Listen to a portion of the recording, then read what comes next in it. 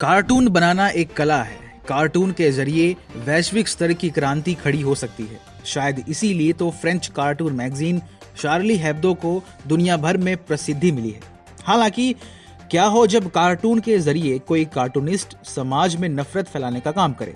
News 18 के साथ काम कर रहे कार्टूनिस्ट मंजुल भी आजकल अपनी इन्हीं हरकतों के कारण चर्चा में है। पीएम मोदी या फिर बीजेपी का विरोध करना देश में गैर कानूनी नहीं है, यह तो लोकतंत्र का हिस्सा है।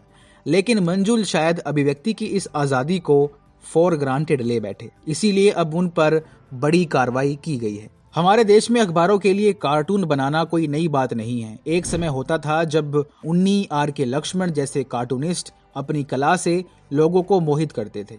आज भी कुछ मनोज कुरील जैसे कलाकार हैं जो इस कला को ऑनलाइन माध्यम से जीवंत रखे हुए हैं, परंतु कुछ मंजुल और सतीश आचार्य जैसे कार्टूनिस्ट भी हैं जिनके लिए उनकी विचारधारा उनके काम से भी ज्यादा आवश्यक है, जिसके कारण स्थिति इतनी विकट हो गई कि न्यूज 18 को मंजुल को आखिरकार नौकरी से निकालना ही पड़ा।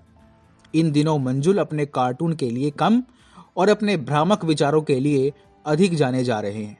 बता दें कि वह न्यूज 18 में कॉन्ट्रैक्ट के आधार पर पिछले 6 वर्षों से काम कर रहे थे। नेटवर्क 18 में पहले से ऐसा कोई संकेत नहीं था कि उन्हें निलंबित कर दिया जाएगा, परंतु इस कदम को अचानक उठाया गया है। बता दें कि मंजुल ने 4 जून को एक ईमेल साझा किया था जो उन्हें ट्विटर से अपने प्रोफाइल मंजुल टून्स पर मिला।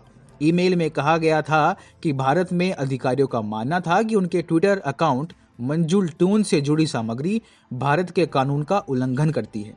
ट्विटर ने ईमेल में कहा था उसे भारतीय कानून प्रवर्तन द्वारा मंजुल के अकाउंट के खिलाफ कार्रवाई शुरू करने के लिए कहा गया है। सतीश आचार्य और मंजुल के कार्टून से आप स्पष्ट समझ सकते हैं कि दोनों क्या विचारधारा रखते हैं। पुलवामा का हमला हो या फिर कोरोना वायरस, इन अवसरों पर इनके चेहरों पर शानदार चमक देखने को मिलती है। CAA और NRC के विरोध में ये सबसे आगे रहे हैं और इन्होंने इन कानूनों के खिलाफ अनेकों कार्टून भी प्रकाशित किए हैं। कुछ दिनों पहले ही मंजुल ने फेक न्यूज शेयर की थी। उन्होंने भारतीय स्वास्थ्य प्रणाली की आलोचना करने के लिए वर्ष 2017 की तस्वीर का इस्तेमाल किया था और केंद्र सरकार पर निशाना साधने की कोशिश की थी। लेकिन अब धीरे धीरे जमाना बदल रहा है और लोग इनके प्रोपेगेंडा से तंग आ रहे हैं। इसीलिए जहां एक तरफ मंजुल को पहले नोटिस थमाया गया तो वहीं प्रशांत भूषण को भी नोटिस भेज दिया गया। प्रशांत भूषण ने सतीश आचार्य के #इंडिया अगेंस्ट प्राइवेटाइजेशन ट्वीट को शेयर किया था। प्रशांत ने तंज कसते हुए ट्वीट किया, ट्विटर को भारत सरकार से अनुरोध मिला है कि कार्रवाई करें।